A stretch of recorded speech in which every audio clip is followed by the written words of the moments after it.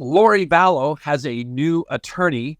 The Gilgo Beach murder suspect had quite a collection of firearms. The SBF Trial update. The New York stabbing suspect is in custody, and our dumb criminal of the day. Let's talk about it.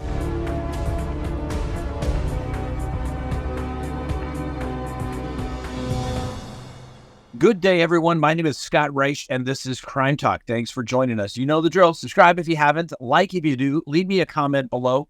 Hit that little bell for notifications.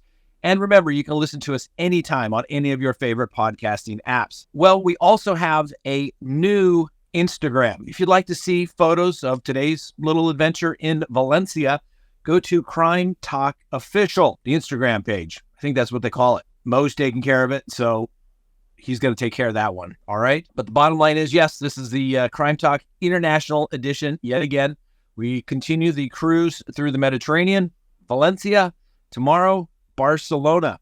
But let's get to the docket for October 5th, 2023. And first on the docket, Lori Vallow has a new attorney, and he has filed an amended notice of appeal. Now, as you know, anyone who's convicted of a crime in a criminal court in the United States has a right to an automatic appeal. And obviously, Lori Vallow is going to do that. Now, the preliminary statement in the amended notice of appeal remains the same.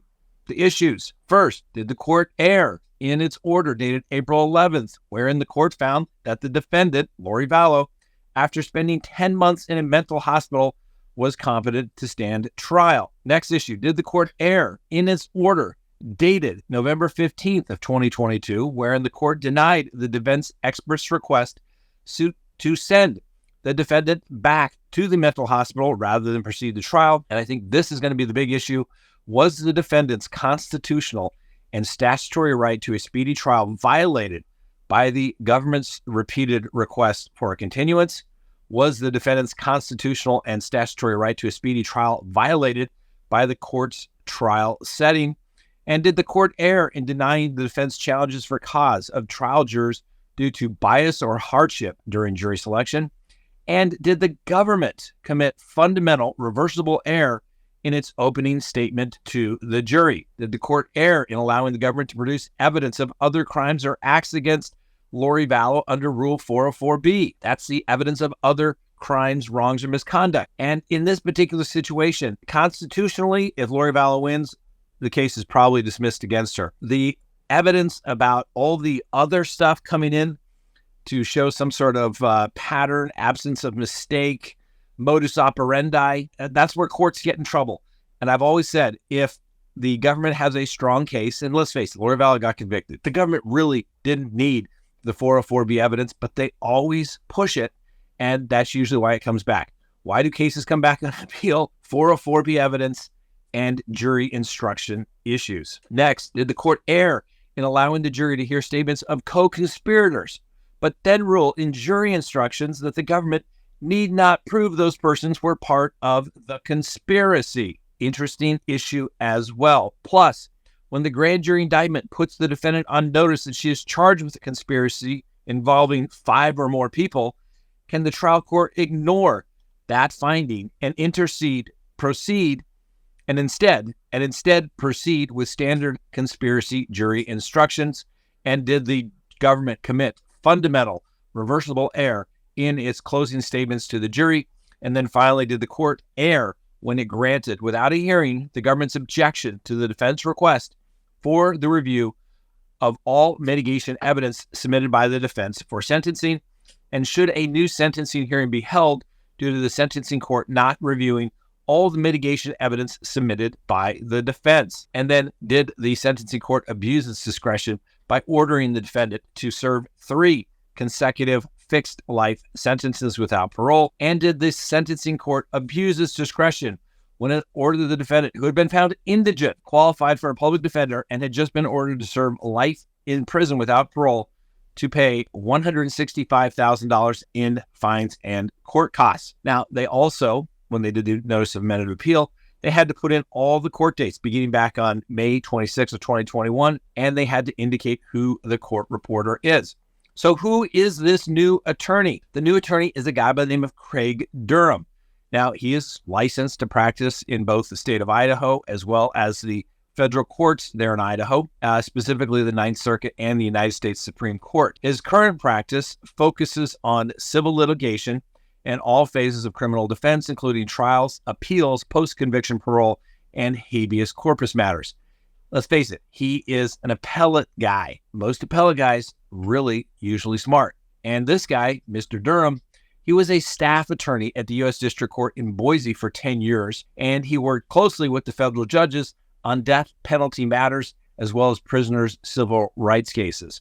He's also been a trial and appellate public defender as well. Graduate from law school, University of Kansas in 1996, and he is also a member of the Idaho Association of Criminal Defense Attorneys and the Idaho Trial Lawyers Association, which means he does some civil work as well.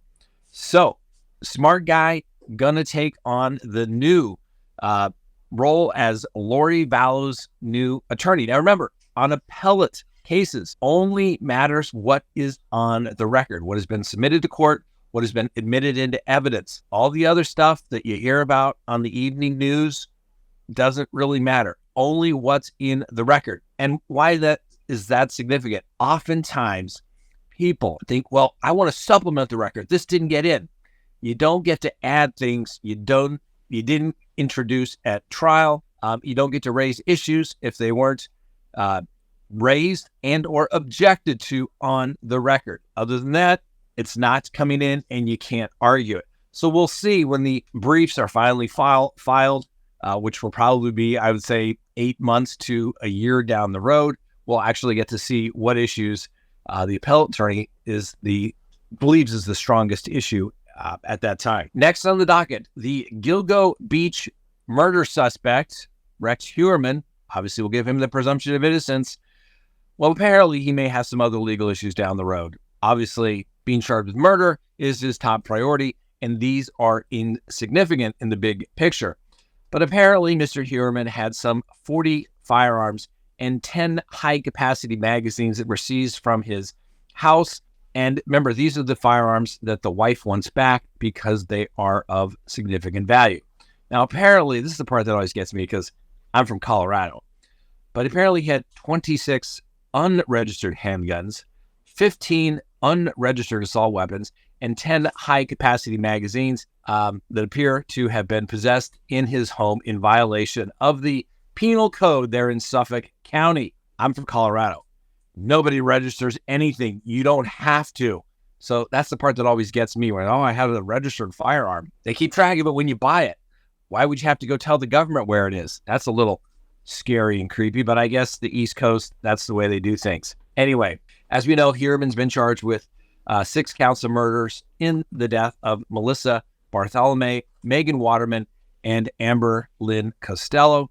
And as part of that investigation, there were a total of 280 guns seized from his home, along with massive amounts of evidence, according to the prosecutors. Now, like I said, the weapons have been kind of the center of a legal battle with Heuermann's wife, Asa, who wants them returned. Why? Because they're apparently collectibles. A lot of them go back to the Civil War, both World War I and World War II, and she needs the money to support herself and her adult children. And obviously, if anything was manufactured in the late 1800s, early 1900s, it's not even considered a firearm under federal law these days, so it shouldn't be an issue. But guess what, Miss Heuermann? You're not getting those weapons. They were seized. They are now the issue of a potential criminal case. They will get them when the case is over if they are not ultimately destroyed. So we'll see how that goes. Obviously, Mr. Heuermann has much bigger problems, I say, because he's facing multiple counts of murder. Much bigger deal, that's for sure. Next on the docket, the Sam Bankman-Fried trial, the largest fraud trial in the history of the United States, is underway. And, well, obviously, Sam Bankman-Fried is charged with using funds at his exchange, FTX, to cover losses at his hedge fund. Yes, you cannot do that. You have to keep them separate. Otherwise, that is known as theft. Well, one of the first people that testified was a developer at FTX, and he apparently was a friend going back as far as college, a guy by the name of Adam Yedida, Yedida. Yedida? Maybe that's it. I don't know. You tell me. I'm sure I'm mispronouncing it. But anyway, so Mr. Bram Friedman's Fried's college buddy took the stand. First, he found out that he was dating the FTX CEO, Miss Ellison, and Adam, his college buddy, said that was probably going to be a bad idea. But he also stated that kind of hurts old Sam Bankman-Fried, that Sam Bankman-Fried was involved in the overall control of everything that took place with FTX. Now, obviously, Sam Bankman-Fried is going to say, hey, I wasn't involved in any of that stuff. That's why I gave control over to her. And I was more involved in the big picture of doing the promotion work, big advertising issues, and trying to get, people like Tom Brady, Larry David, and Giselle Bundchen, Tom Brady's ex-wife, to get involved in FTX to help people feel safe and secure with their funds, and therefore they would be safe. Didn't quite work out that way. We'll see how things go. This trial is expected to last some 6 weeks. And yes, the suspect in the stabbing in New York City has been arrested. The sad thing is, obviously, somebody is deceased, and now we know who the suspect is. The suspect is an 18-year-old kid by the name of Brian Dowling. Now, this gentleman has some serious problems because why? His crimes are on videotape. He's now also accused in the death of Ryan Carson, who was stabbed 3 times as he and his girlfriend were waiting at a bus stop to go home after attending a wedding. Well, the police have recovered the knife. They're looking for the clothes worn by the suspect in the attack, but it's pretty clear, apparently, obviously he's the guy. We'll give him the presumption of innocence. Some people in law enforcement are saying the guy is mentally disturbed teen, but no excuse for stabbing somebody who is a completely innocent individual standing or sitting at a bus stop and basically being harassed and ultimately attacked for no reason other than just being in the wrong place at the wrong time. So we'll continue to follow this case. Brian Dowling, I'm sure his defense attorneys will raise some sort of mental health defense to try to save their client from going to prison for the rest of his life. But clearly he is a danger to the community, and at least he is in custody. And then finally today, our dumb criminal of the day.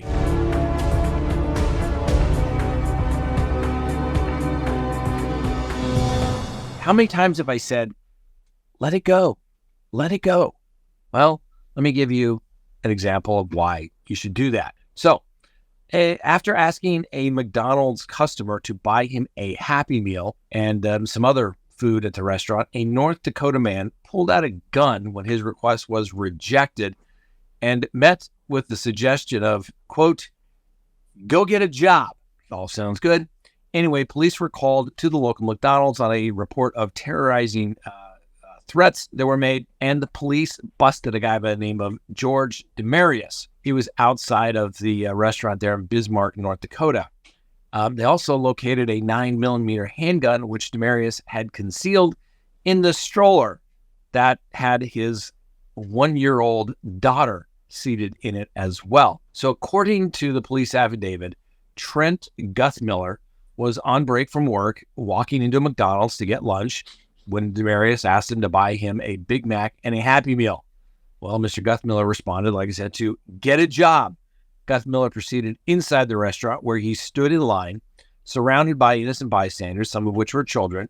And then Demarius allegedly followed Guthmiller into the McDonald's and pulled out a gun.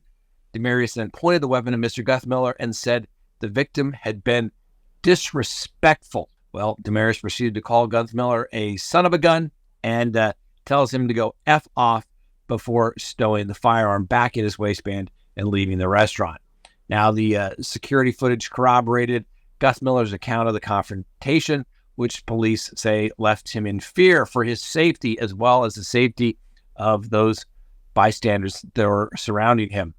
Yes, that is a menacing. Well, needless to say, Demarius was arrested for the felony threats charge and he is on a $10,000 cash bond. What does that mean? Well, it means if you can't afford a Happy Meal, you're probably not going to make the $10,000 only bond, which kind of goes back to the whole let it go. Let it go, ladies and gentlemen. It also doesn't hurt to be nice. Yes, I get it. Go get a job. Or, hey, sorry, man, can't help you. Whatever. Never hurts to be nice, because these days you have to assume that somebody has a firearm. Some people say a polite community is created when people are all armed. You must assume they are these days. It's a scary, scary world. Use your common sense.